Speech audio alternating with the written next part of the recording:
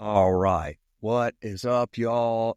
This is Will, and this is the Restaurant Owners Uncorked podcast, brought to you by us here at Schedulefly, simple web-based restaurant employee scheduling software backed by legendary customer service. And at a low price point, never raised our prices in 17 years. So if you are on pencil and paper or Excel, we will make life easier for you. We will make life easier for your team and your staff who would love to have an app with their schedule and know when they're working, and you can hold them accountable. If you are on another scheduling software that you don't love, or that keeps going up in price because they're backed by venture capitalists and they got to keep raising prices and adding features and bells and whistles and it gets complicated, give us a shot. We are at schedulefly.com and we have a 30-day free trial, and my personal cell phone number is on 3 pages on schedulefly.com, so it's easy to find. If you're listening, you can't see this, but if you're watching, you can see I've got this flip phone and it works really well for phone calls and text. So hit me up anytime. Schedulefly.com. Okay, let's get into our episode here. Thank you all for watching. Thank you for listening. This is cool. I don't think I've ever interviewed anybody that is down in South America. So David, introduce yourself. Well, thank you. Thank you for taking the time today. My name's David Stuck. I am the owner of 10 Kitchen in Charlotte. And per your intro, I split time between Brazil and the U.S., and I'm currently sitting in Brazil. So I'm grateful to be here. What's it like down in, where in Brazil are you? Florianopolis, which is way south. So we're the second state up from Rio Grande do Sul is the furthermost state to the south, and we're in Santa Catarina, which is one state up, kind of like being in Georgia, I guess. How long have you been splitting time? About a year. Why Brazil? My wife is from here. Yeah, But y'all met in the States? Yeah, she was living up there. Actually, I was on the West Coast at the time. It's been 17 years. She'd probably kill me because I'm not sure I know the actual date. But yeah, she was living in North Carolina. I was living in Oregon, and we met. Kudos to my mother for introducing us. She met Caroline, my wife, and basically told me, "You got to meet this chick." And I thought she was crazy. And she wouldn't shut up about it. So I finally flew back to Charlotte and met Caroline for lunch. And I mean, I was done, man. I moved back like 3 weeks later after one date. So kind of a cool story. It worked out. Awesome. And then, so you get to split time, which is freaking cool. And the way you and I got connected is y'all, were highly recommended, by some friends of ours, because for catering my wife's 50th surprise birthday party. And I didn't end up using the food truck. We just did, like, y'all brought a bunch of food out there and we, set it out and everything. It was so freaking good. And everybody there was like, dude, who did this? Is phenomenal. Like, I mean, y'all got, like, it was incredible how many people were like, oh, I'm going to call them and use them. But our friends had recommended y'all, and everything about the experience. I mean, I've told you this, but I want to say it on the air too for anybody listening. Like, the experience was great. It's all the things. It's not just the food, right? It's like the communication, just like the whole process from me first placing a call or putting a, whatever request online, every phone call I had, all the communication, all the organization, helping me make a decision between whether we do the truck or whether we, have y'all just bring the food out there. And then the dude who showed up was awesome and polite and helpful. And like everything was like exactly what you want, because you're sitting there planning your wife's surprise 50th birthday. And, I don't know what I'm doing with this stuff. And so, dude, like, y'all crushed it. And I know as a business owner, it's always good to hear that kind of feedback. So I just really like to emphasize it, because it made everything was easy for me, which means that, like, and I went and gave you a 5-star Google review. I know those are important and all that stuff.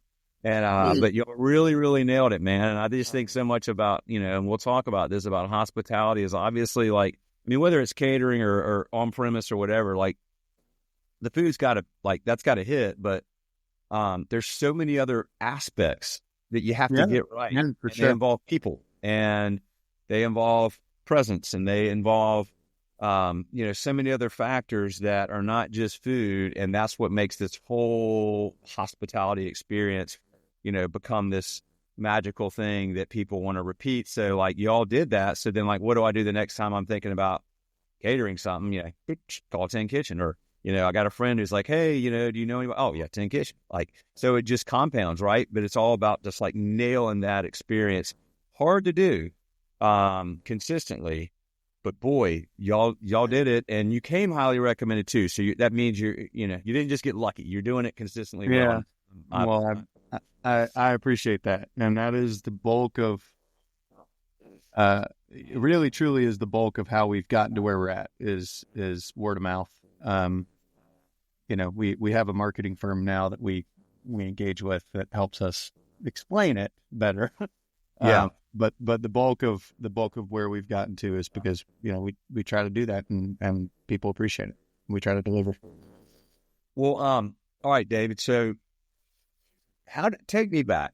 How did you first get dialed into hospitality? When and where? What age? All right. So, my first business, was actually a mattress store. All right. I was 20. So it was 22 years ago. We started that. I partnered with a guy, and suffice it to say, we had a falling out after a couple of years. Ended up in court. He had done some things that were less than honorable, and eventually I won that fight. And ended up with, not a lot of money, but a little bit of money in my pocket, and no plan. So I literally drove across the country with my dog. My vision for my life from, 3 or 4 years prior, kind of, out the window. And I drove across the country, and my car broke down in Portland, Oregon. And so I got a hotel, probably one of like 5 hotels that allowed dogs, I guess. And while they were fixing the car, it took about a week. And I just kind of like was walking around, and I stumbled upon a restaurant, and it was late, it was probably like 10 p.m., 9 or 10 p.m. And there was a guy sitting like in a chair out in front of the restaurant. And I started talking to him, and like, I really, honest to God, I had no plan. I started chatting with him, and I liked him, and they had just opened the restaurant a couple weeks prior, and he offered me a job as a dishwasher, and I took it. So I worked there for a number of years, probably 2.5 years, be my guess, 2 or 3 years. And I worked my way up from, being a dishwasher to being a prep cook to being a line cook. And then eventually I was, his wife was the executive chef. So that job was not available, but, basically I was kind of running the thing under her supervision. I became very close with both of them. Actually, they're coming to visit me in Brazil in a few months. Still talk to them to this day. And frankly, if I hadn't met my wife, I'd probably still be, while I was doing that, I decided to enroll in culinary school to actually truly learn what the hell I was doing. I went to the Cordon Bleu out there. Yeah. And then, like I said, I was kind of running that restaurant I was probably like in charge under her supervision for about a year when I met Caroline. And I like to joke around, the scene from Good Will Hunting where Robin Williams is like, I met a girl. I mean, I kind of did that. I went back from meeting Caroline and talked. That owner's name also was David. And I went back and talked to him, and basically was like, dude, I love you, man, but I'm out. So he understood. So like I said, we still talk regularly, probably once a month. And how's the restaurant doing? How's my business doing? And that kind of thing. And yeah, so that was my origins, was learning from David and Janet at Bethany's Table in Portland. What's it called? Bethany's Table. Bethany's Table. A very community-focused restaurant. So, Okay. Yeah, it was super cool. It was a super cool experience. And Janet is a total badass. So, okay. So you're out there, get this job. You like the dude. You're washing dishes. That could have easily been dude, I'm out after a few weeks or whatever, like, washing dishes. But clearly there was something about it that you enjoyed. Was it being around David and his wife? Was it the camaraderie of the team? They're like, what stuck that made you want to stick and keep learning and growing there? I mean, I got to give a lot of credit to those two, the owners. The relationship. I mean, I probably only was the dishwasher for it was probably a month. Yeah. And I think they realized, I had been a business owner. I had always been an avid home cook. Okay. So, I mean, it's not like I was starting from, frying chicken fingers. I sort of knew what I was doing. And I think they realized, it'd be easier if they said it than me saying it, I guess. But I think they realized that they weren't utilizing my capabilities properly. And so they moved me up pretty quickly. I mean, it wasn't more than a month. Something like that. So, but truthfully, the reason I was comfortable with it was the first conversation. Sometimes you meet a person and it's just like you connect. Yeah. I had no plans to stay in Portland in particular. I was just driving around my car broke. I just connected with them and, still call them for advice, opinions. I give them advice about their restaurant, they're doing really well and they've expanded and, the whole 9 yards. But, yeah, I think that was the primary reason. It's just, I jived with him. I jived with both of them. And I love Janet too, but, it kind of started with him. He's a big personality and that kind of thing. What did you, anything like significant or specific? I know you learned a lot from them, but is there anything that I don't know, that you hadn't thought of before, or something that you learned or you watched them do that you try to replicate? Yeah. Admittedly, it's not so prevalent now in our marketing, I guess, but, yeah, I kind of hijacked one of their phrases, which was the way they did stuff in the kitchen was freestyle. That's actually the word they used. And I think that they influenced a lot of my approach to this, which I would say is, we try to make it fun, right? Like a lot of times catering can feel, and we've done a bunch of things over the years. It's not specific to catering in particular, but food and hospitality a lot of times can feel kind of stuffy. And we try to remove that. And I would say that's probably the biggest takeaway that I learned from them is this, you can have really, really good stuff and you don't have to feel like you have to fold your napkin a certain way kind of thing. So. Yeah, right. Okay, I got you. Makes sense. You're combining what would come in like a stuffy environment, the quality of the product, but then removing that kind of, Yeah.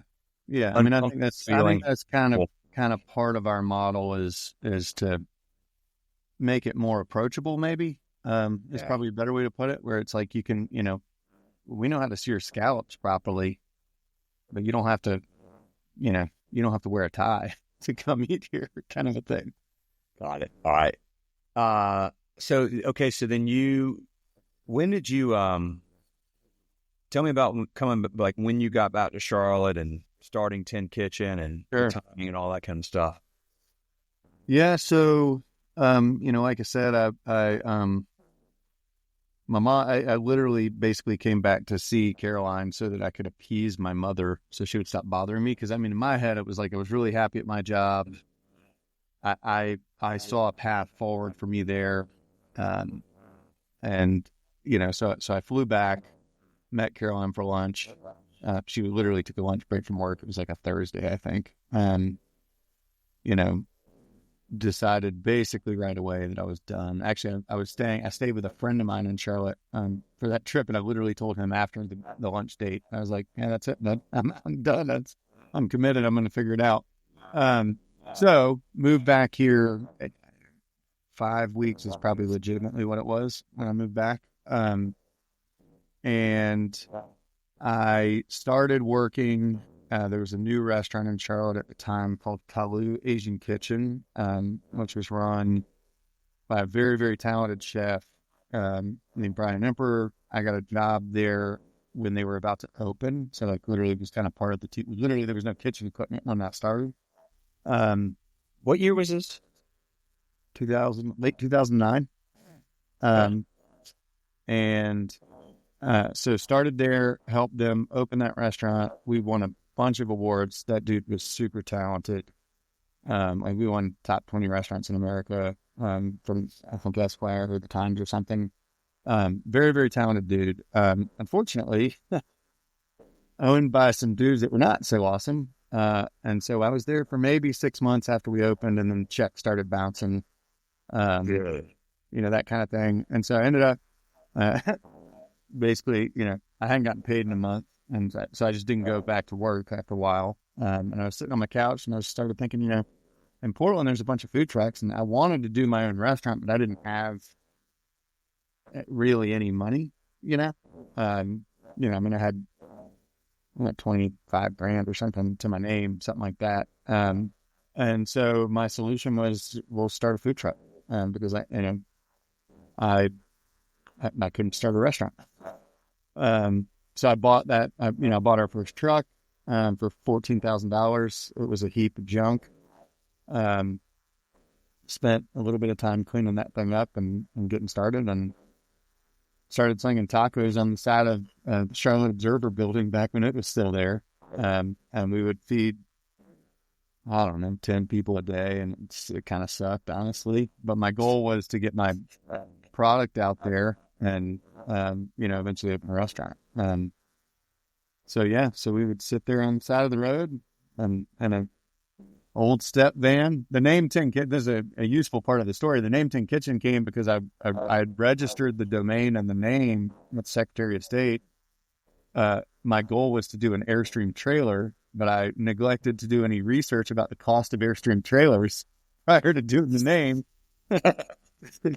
And shortly thereafter, realized that I was way short on the budget. And so I bought that step van and literally spray painted it with aluminum-based silver spray paint. That's how the name came. That's so awesome. Apparently it stuck. And so anyway, so that's how it started, man. Sitting at the Charlotte Observer, and we'd feed Kathleen Purvis. I don't know if you know that name. She was the food critic for the Observer. Oh, yeah. Yeah, okay. And we'd feed her and a handful of her cohorts, and they liked the food, but, couldn't get anybody to come out. And, and that's how it started. So this is like 2010? Yeah. I bought the truck in 2010 and started the company. We didn't actually serve anybody until the very beginning of 2011 is when we actually started serving. I did one private service for Caroline's employer at the time, which was a doctor's office. And I fed they had 20, 25 employees, something like that. So I fed them at the end of 2010, and then I didn't actually start public services until January 2011.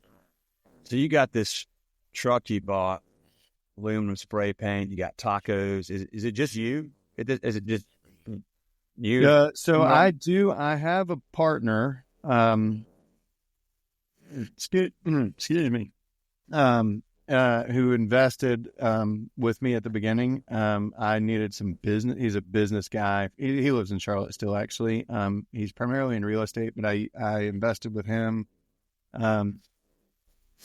Excuse me. With the hopes that his business acumen and my culinary skill would kind of marry each other, so to speak.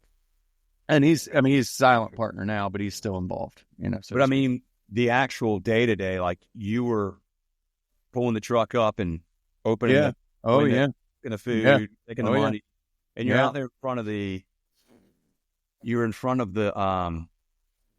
Charlotte Observer building. What was the deal? Did you have to get a permit? I'm trying to remember, No, well, I think I was supposed to, but I just started doing stuff. Yeah. That's the true entrepreneur. Man, I'm just going to do ask forgiveness, not permission kind of thing. You kind of got to do what you got to do sometimes. Well, we were really early in the game. So I think there were some taco trucks that were permanently parked at gas stations at the time, but like in terms of trucks that drove around and were mobile, I think we were the third or fourth one. So Roaming Fork was before us, and the Urban Legend, and I think we were third. So like there were some rules for the city, but like nobody really knew what the hell it was actually. Yeah, right. Like it was super big on the West Coast, but like we were so early that like whatever rules we were violating, like I'm not sure anybody even knew at the government even knew those rules existed. Kind of. Yeah. Gotcha. So we never got in any trouble. I mean, I think at some point I had to like move the truck once or something, but like, yeah, I never got fined or any kind of issue like that. Well, so so at first you're like 10 people a day and you said it kind of sucked. So what happened? How did you figure out a formula to make it work? Well, dumb luck, honestly. So we would sit at the Observer, and then late in 2011, we started going to Noda Brewing Company at their old location. Okay. And that helped a little bit.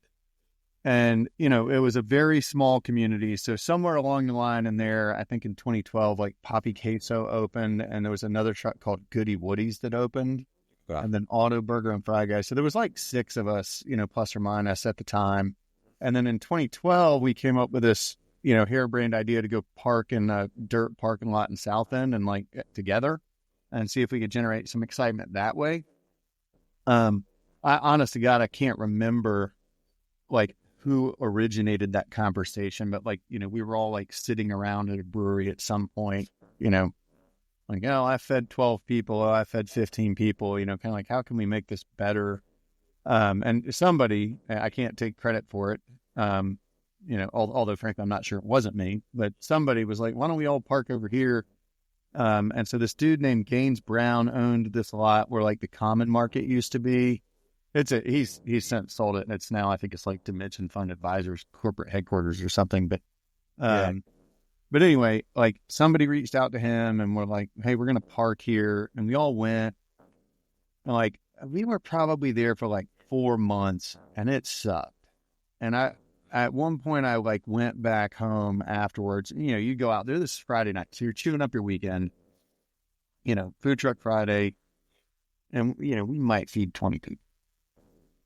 And so like one day I go home and I basically told my wife, Caroline, I was like, I think this is, I'm making enough to keep the generator full of gas and like buy the food, but that's it. This isn't worth it. I'll just go get a job. But, she was like, well, just maybe give it like one more, just see. You got the thing. Let's just try. And then that week, for whatever stupid reason, it like blew up. And so like we went from feeding like 15 to 20 people for each truck to feeding like 70 people. In one weekend, it was like, boom, people figured it out. And then, and I to this day, do not know why. It was that weekend, something happened. I don't know if it was the weather, what it was, but they showed up. And then the next weekend, we fed like 100. And then the next weekend, it was 150. And then before you knew it, that event was like insane. And people would stand there and wait for hours to get a taco. Like hundreds of people deep. And, we started hiring people and started growing, and Food Truck Friday became, kind of this thing. And that was really how it started. So, man, your story is like you mentioned Good Will Hunting. This sounds like a freaking movie. Like, you've got this falling out with his business partner, and just you're like, all right, what am I going to do? And you drive across the country, your car breaks down, you happen to meet this great couple and work for them and learn from them, and then you meet this woman who you're like, she's the one, and then she also is the one who's like, dude, just one. I mean, like, think about that. Like, like one more week. Like, it's an amazing story, man. And I love that. I'm like, God bless her. Like, you must love her. I mean, that's incredible that she just awesome. Say that. And God works mysterious ways, man. Because it sounds like you were like darn close to, who knows, man. Maybe you're sitting in some cube right now, like hating your job. Like, life could have been totally different. That's for sure. So yeah, no, she's been a big part of it, and she also, got to give her credit. I mean, she also, covered all of our expenses for the first Yeah, few right. years while I tried to navigate this thing. I mean, I didn't make 2 nickels the whole time. I mean, it was Right. it's Yeah. a lot of people see it now and think, oh my gosh, this must be so awesome to own this food truck. And it's like, yeah, you you didn't see the beginning. It was brutal at the start. So You raise such an important point, David, is that, they talk, who knows what the real number is of how many restaurants fail in the first year or 5 years or whatever it is. Like, you hear all these different statistics, but here's the thing. I do think it's part of why I like to do this podcast. And I hope people listen that are thinking about getting into hospitality, to at least be aware of like what it's really like, because, do you know Top of the Hill Restaurant and Brewery up in Chapel Hill? yeah, Yeah. I know the name. Have Scott not been there. Scott Maitland owns that place, and he's been like, he's been a scheduled fly customer for like 16 years now. And I had him, like, he was actually the reason I thought that we should do the podcast, because I did recorded this interview with him and didn't really know what to do with it. But I was like, this guy's so smart. But you know what he said to me? I'll never forget it. He said, Will, he said, people will see me come in and maybe I'm at the bar and maybe I buy somebody drinks or something like that. And I'm walking around like thanking our customers. And he said, it looks sexy and glamorous. And then people are like, oh, I want to do that. What a great career, like owning a restaurant. And he's like, that's like 0.1% of my time. Yeah. Like, if they had any idea all the stuff it took to even get to the point where I had the time to actually go around and do that, he's like, and what I do the rest of the week and all the things that always come up. And like, he's like, so people think like, oh, I'm a good cook. I make good tacos. Let me go, I could go serve, and like, I can do this. How hard could it be? And what I've learned, David, I've never owned a restaurant. I've done about 600 of these episodes over the years and talked to thousands of owners, that are our customers over the years. And what I've learned is like, holy cow. I mean, it is a really, really hard business, and it is a grind. And if you're going to get to the point where you do have some level of success, which by the way, could go away tomorrow because 1,000 things could happen in any given day that like blow the whole thing up. Well, you could wreck the truck into the back of a car and, I mean, whole it's thing just go off the plane. to get there, you better be ready to really grind and endure quite a bit of stuff and learn to like navigate what I always say are like, any day there could be a virtual fire that you have to put out or a literal fire that you have to put out. But it's like, you're probably that's happened. Yeah. I mean, that's like, you're probably going to have to, even 20 years in, you're probably going to have to learn something new every day. So if you're not comfortable dealing with like uncertainty and navigating new challenges, don't do it. Because it's like, to get to where people are like, oh, it must be awesome. Like it's like, you have no idea, right? Yeah. The first 3 or 4 years were excruciatingly tough. Yeah. And I taught a class at CPCC on opening a food truck for 2 years. And I basically started with that, because there might have been 15 or 20 people in the course. And like, there's this perception of, food trucks have a lower barrier to entry than restaurants, obviously, which is frankly why I started it. But food trucks and restaurants are in the same, kind of grouping, and it seems fun. It seems awesome. And I would basically start each class. I think I taught 3 semesters. And I basically would start with like, no, don't think that. Don't think that. You almost have to be a glutton for punishment. Yeah. And then if you still want to sit through this course, I'll start telling you about how you actually do it. So, and unanimously, it was just like, oh, it must be so cool. And I'm like, yeah, okay. We go to breweries and work. Like, it seems fun. Yeah, you're just hanging out, making tacos. That's fun, man. How hard could that be? That sounds like a great life. Very, very. it's a metal box filled with fire in North Carolina. But yeah, 400 degrees inside of there. Yeah. So, put in air conditioning. That does not work. Yeah, does not work. Yeah, it's there, doesn't work. Doesn't do a darn thing. Yeah.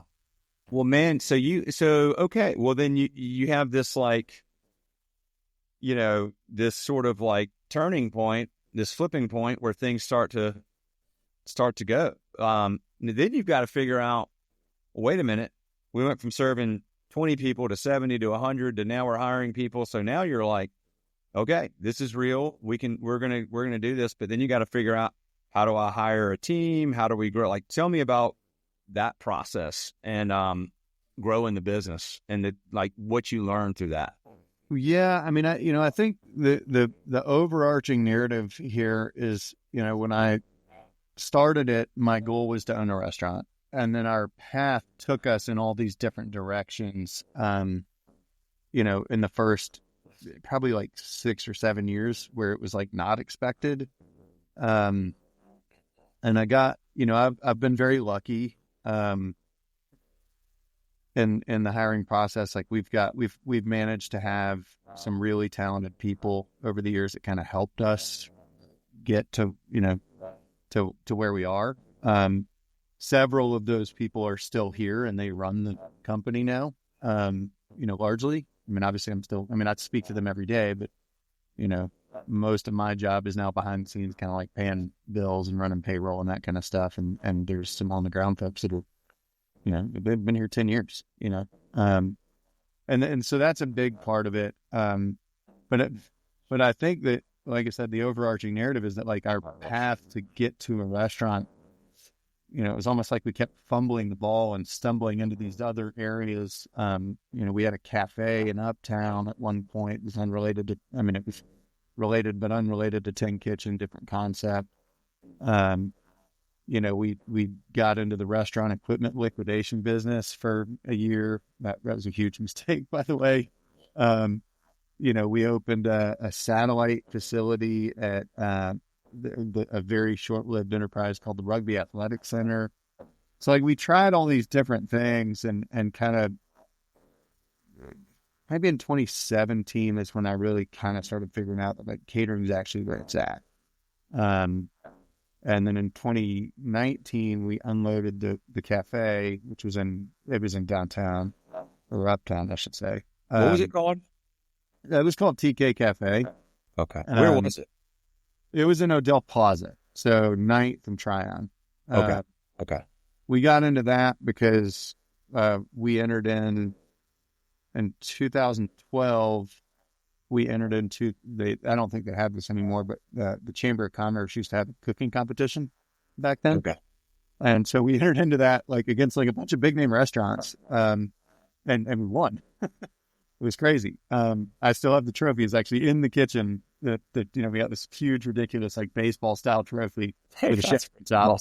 Awesome. So we won, and one of the judges was this dude named Brian Howell, who was the head of a real estate investment trust called Parkway. And they had bought that year. They bought the Hearst Tower, Odell Plaza, NASCAR Plaza, and like a bunch of out parcels. I think they spent like about $1 billion that year in Charlotte. And so anyway, so as part of that, he got like, I don't know if it was a key to the city or whatever, but anyway, he got to be a host or a judge, I should say, at this cooking competition. And so we won. And then the next day he called me and was like, I want you to open a restaurant in my building. And I literally laughed at him on the phone. And I was like, no, like I can't open a restaurant downtown. And I mean, he was very persistent. And he had this model, which clearly worked, buying these, distressed assets and then not focusing on capitalizing rent on the ground floor where like the amenities would be, but putting cool stuff in the bottoms of these buildings so that you could then get the banks to rent the top of the, where the money is really at. And so he had done this with a number of different places, and he basically paid for that restaurant, and he didn't charge us rent for 5 years. Like my rent was the common area maintenance fee. It was $150 a month. Holy cow! He gave it to me. Yeah, so it's leader for them. Okay, I got it. Yeah, well then, but he bought that building for $47 million, and he put us in the bottom and a couple other people in the bottom, and he leased the whole damn thing to Bank of America and sold it for $70 million. So like, I mean, his idea worked. Yeah. All right. Yeah. Yeah. And he did the same thing at Hearst Tower and NASCAR. We got involved with NASCAR because of him. And, you know, the guy that was running that operation, like, went to the Panthers. I still talk to that guy regularly. You know, so Brian Howell was a big facilitator for us, which again, it was just, you know, stupid luck. I mean, what are you going to do? I mean, the only thing I can do is make tacos better than the average Joe. And like, yeah, for whatever reason, that dude liked it. And was like, yeah, come on. So that was a huge part. But anyway, you know, winding story, but all that circled back to, you know, in kind of 2019, we started focusing on the catering, like really, you know, in 2017, I think I figured it out, and we started trying to migrate. And at the time I had 3 food trucks in the restaurant. So we unloaded some of that stuff. Of course, then COVID happened. So that was a freaking nightmare. Somehow we managed to hold on through that. And now pretty much all we do is cater.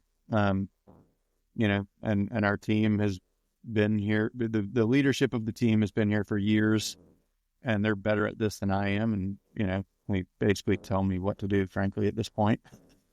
Or maybe a better way to put it is when I have a harebrained idea, they shoot it down. But yeah, I mean, that, you know, that's kind of that's the overarching narrative is we tried all this stuff, nothing stuck until we got to catering, and, you know, catering's where it's at. Trial and error, man. I mean, there's no great entrepreneurial story that there wasn't lots of trial and error involved. And like just going, and knowing when to say, like for financial reasons, for mental health reasons, for whatever it is, like you go, okay, we try that. Nope, not going to do that. And then you narrow down your focus, like, and you figure out like, this is our lane. If we stay in this lane, we can just crush it. Yeah. That's what y'all are doing. And you'll just continue to replicate that as long as you're wanting to do it. Yeah. I mean, that is the objective is, you know, I talked to our team. We had a company meeting on December 30th. And I mean, that was kind of what I told them is like, this is the runway. Like, we're on it. Like, we've done all this different stuff, but like, you know, the focus is more clear than ever, you know? So tell me, what do you have now? Like how many employees? Like, tell me what the business offers today, and like where you're, like how you continue to grow. So we've got, it's grown a lot. We've got 30 employees currently. The bulk of what we do, can you hear me? I look like it froze. Okay. The bulk of what we do is high-end wedding catering. High-end wedding catering. Yeah, we do a lot of wedding stuff. And our focus currently is on growing the corporate side of things, which is why. So last year we brought in a marketing agency. We've never done any advertising ever. I'm very old school. In my approach, and that I hate getting pop-up ads and emails and this and that and the other. And so I've steered away from that because I hate it so much, but the fact of the matter is it works. Otherwise nobody would do it. So we hired a marketing agency last year to help us navigate this and kind of grow the corporate side.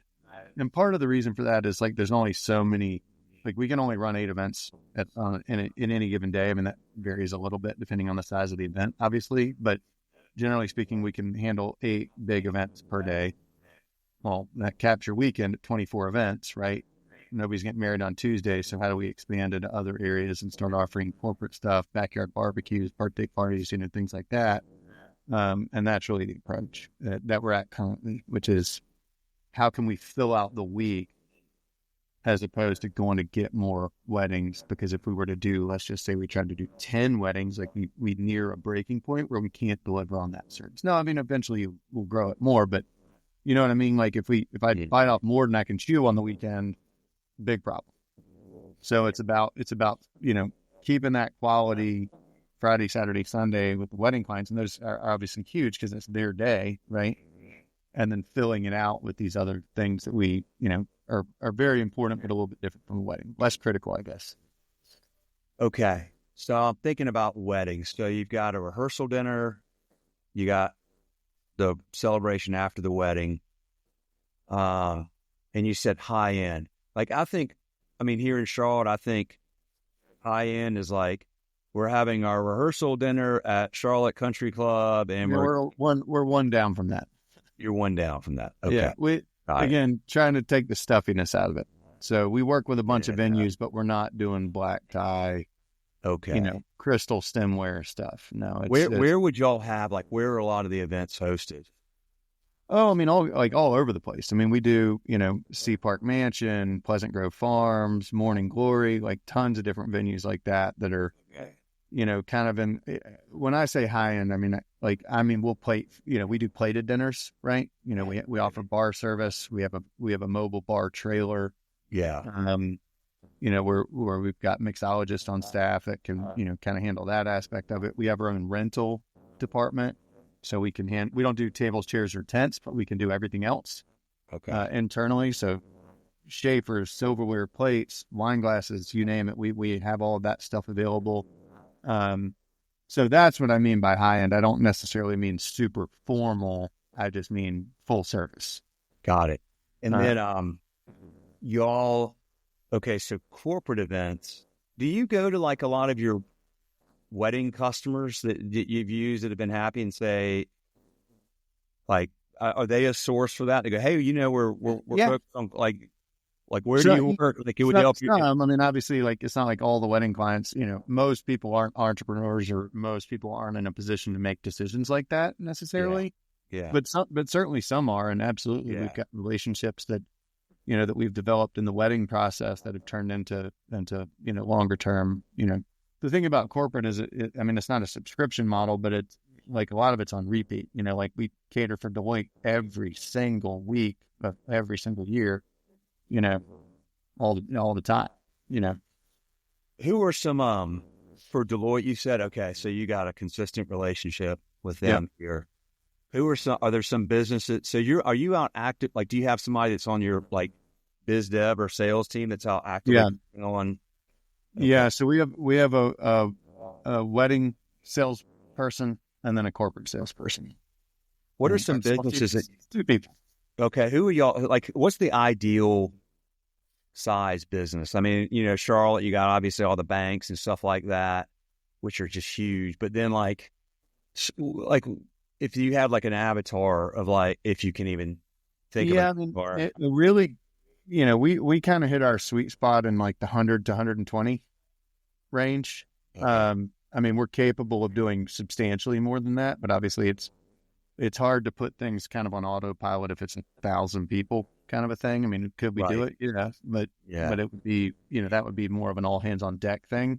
Whereas if it's 20 people, we'll do it. Obviously, actually our minimum is 15. So, we can cater, we start at 15 to call it 60 or 70 is totally fine, and it's easy for us, but you're not getting into a price point in terms of the total ticket that is like, it's much easier to feed 100 people than it is to feed 20 people 5 times, I guess, is the way that I'm in it. So like 100 to 120 for us is you've got that economies of scale in place, but the number is very, very manageable for us to deal with, where 2 people can pull that off, kind of a thing. Okay. So, so that, like, that's sort of our sweet spot, Will you, how about this? How about you or your corporate event salesperson, send me an email. It's like, hey, if you know anybody that, if you want to, like, if you know anybody that wants to use our services, because I'm like obsessed with connecting people that I like with other, you know what I mean? Like I would love to, I know a lot of people around here. I grew up here, been here my whole life, know a lot of people that own businesses or done well. You're a unicorn. There's no Charlotte natives. Dude, no kidding. No, literally, I've been here my whole life. Like, other than 18 months I spent out in Burbank, California with my wife when we first got married, just cause. Yeah.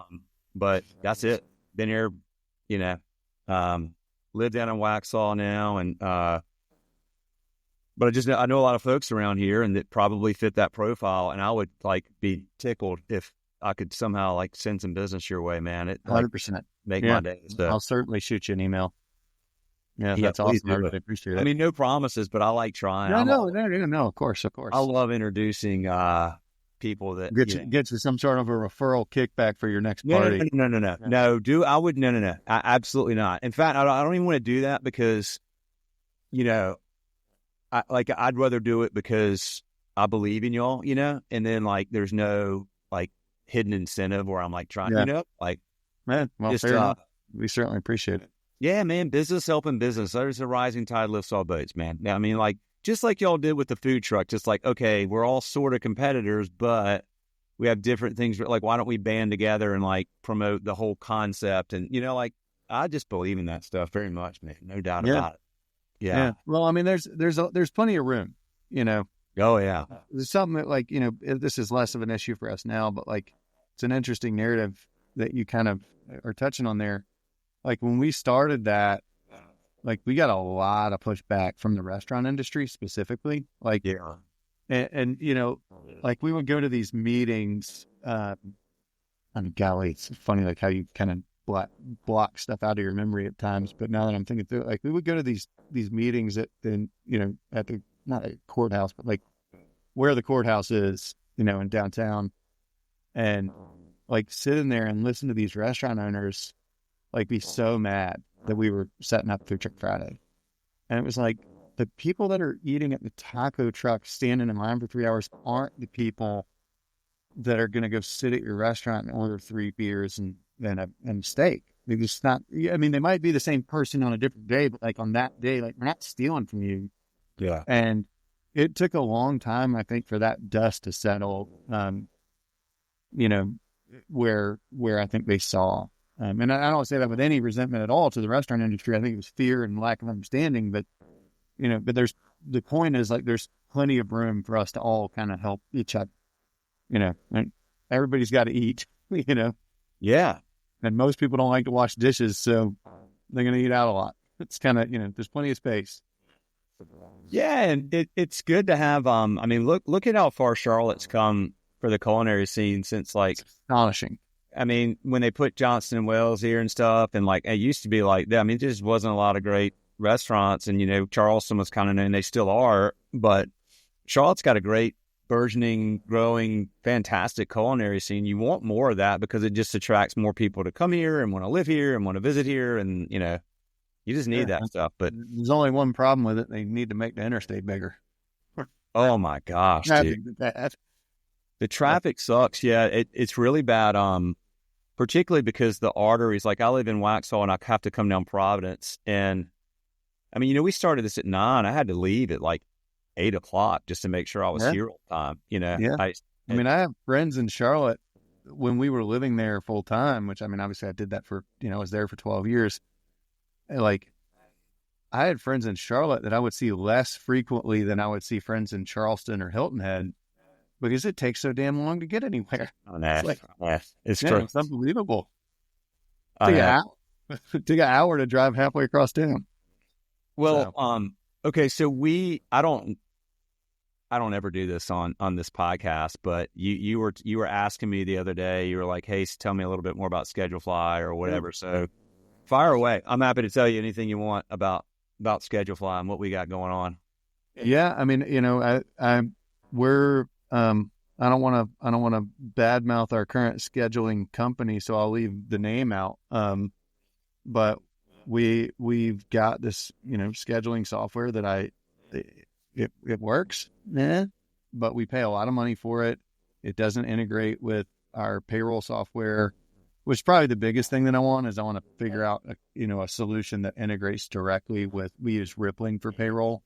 And I'd like to integrate that. That's probably the biggest component. I'd like, you know, a software that, you know, the time clock, the schedule, and the payroll components talk to each other. They don't have to be the same thing, but I would like them to talk. A lot of our process still, which is amazing to me, is pretty manual, and it's actually my job to do that. And I probably spend 4 hours a week on it. So I would very much prefer it to like not be, you know, I'd like to automate, you know, still needs supervision and oversight, but I'd like to automate it. I don't write the schedule, so that specific piece would be Javier, who's our operations manager. So that's probably the next step here would be to schedule a time to talk through it with him. But from a high level and backside payroll, to me, I want those two things to talk to is really the main thing. Got it. Yeah. We should, okay, we can talk more. I would say stay tuned on that stuff. Because right now, like, what payroll do you use? Rippling is our payroll provider. Yeah. We're on PEO model. So professional employer organization, they have a schedule app actually, but I don't like it. Yeah. It's I like the payroll aspect that they do. I'm very happy with that. I don't like their scheduling platform. Dude, it's interesting because there's like all these different pieces of the puzzle where you have a company that does one thing really well, and then as an add-on, they put like this, they put scheduling, but it's just not what they're going to be good at. Yeah. Like, really they're not, you guys are restaurant forward. So like, they're like, I would say they're tech industry forward. Probably. So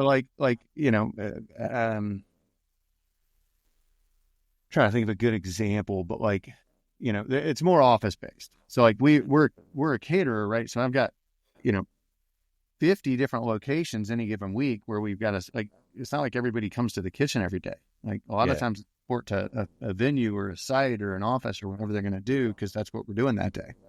Now, I mean, the core team obviously goes into the kitchen, but I need something that can have multiple locations that, is clear and easy for people to understand, like go to this address kind of a thing. Yeah. Now, most of the stuff is repeat, but it's not all repeat, Yeah. Yeah. Well, we'll talk more. Yeah. It's certainly a longer conversation. We'd be on the podcast for another hour. No, yeah, exactly. I mean, our whole thing is like just super simple scheduling and communication. And the thing, like, we're just we bootstrap this thing, so, and we never took venture capital, and that's been great because we're not answering to the VC bros, as I call them, like, Yeah, for sure. telling us how to do things when they don't. I mean, there's a lot of money. I've had several restaurant owners tell me this, like, whole lot of money went into restaurant tech over the last decade. Oh, yeah. Billion. And that was like free money, right? Because the VCs could get it for like, you could borrow it for nothing. And right. So all this restaurant tech got created, but I've had a lot of restaurant owners say, look, every day somebody tries to sell us a piece of tech that sounded really good to a smart person who had never worked in a restaurant, and they created it, and then they got money from VC folks who had never worked at a restaurant, and they're out telling restaurant people, like, you should use this because it'll make your restaurant run better. And there's a lot of that, but I think the easiest one of those is the Groupon guys. Oh my God, if I get another phone call from that company, I'm going to choke myself out. Like, are they still around? I mean, I don't really know exactly how they do it, because I mean, I don't answer. I think you've called my phone, so my voicemail says I don't answer calls I don't know. I know, I love your voicemail. But as far as I'm aware, they're still out there, and I mean, that's such a bad deal for restaurants. Like, it's so awful. Well, there's a lot of money made off the. Tried it all. It's all a huge waste of time. There's a lot of money that people try to make off of the backs of restaurants. Yeah. And as actually a local restaurant owner told me one time when his GM wanted to put Schedule Fly in, and the guy called me up. He's like, I want to ask a couple questions. He goes, I'll be honest, like, I feel like if everything I put in, it's like one thing after another, all these tools and all this software, and I don't want to die a death by 1,000 cuts. And I was like, oh man, that is smart. Like, you're right about that. You can. It's a business of pennies, and margins are thin, and you can eat into it really fast. I mean, that's like Yelp and Groupon. They're like, yeah, we'll get you all this business. We'll take 25% of your ticket. And I'm like, yeah, my gross margin's 15%, guys. Like, what? Show me where that math works in my favor. Yeah. Well, I mean, I was young and tried a bunch of stuff, and it's, like I said, it's all a huge waste of time. So there's a bunch of different things you can spin your wheels on, and it's what's better is try to do a good job. Try to do a good job, and the business will come. Yeah, that's right. Keep it We've simple. fumbled through a bunch of it, but that's what we've settled on is like just try to do what you say you're going to do. Take the stress out of it. Weddings, backyard parties, especially if you're not familiar with the catering world. Like it's a lot of stuff to take, to think through. And our job is, to hopefully do exactly what we did for you, for everybody else, which is remove all that bullshit from your, yeah. Don't worry. Yeah, we got it. Yeah. We'll take care of it. If you're doing something so well that somebody knows they don't have to worry, oh my gosh, that is worth its weight in gold, and people will pay good money for that because it is 100%. Very valuable. Yeah. 100%. Well, dude, David, thank you. Great to talk. Great to meet you. Please do. Y'all send me an email. I mean, I'm very happy to put it around and just, kind of hustle y'all's brand and try to get it in front of people anytime I can. For your party, you dealt with Diana? Yeah. Okay. Yeah. I'll call her after this and get her. It's better if she handles it because she'll catch all the details and I'll miss a bunch of stuff and then my service delivery thing won't work for it. But she's awesome. So I'll have her reach out to you shortly. Yeah, please do. She was easy to work with. Like, she's awesome. She's been here for almost a decade. She knows this thing inside and out. She's very good at it. Yeah, she's a keeper for sure. All right, good, man. Appreciate you. Awesome. Very much appreciate it, Will. Thank you so much. We'll be in touch. All right. See you. Thanks, Cheers. y'all. Thanks for watching. Thank you for listening. Appreciate you.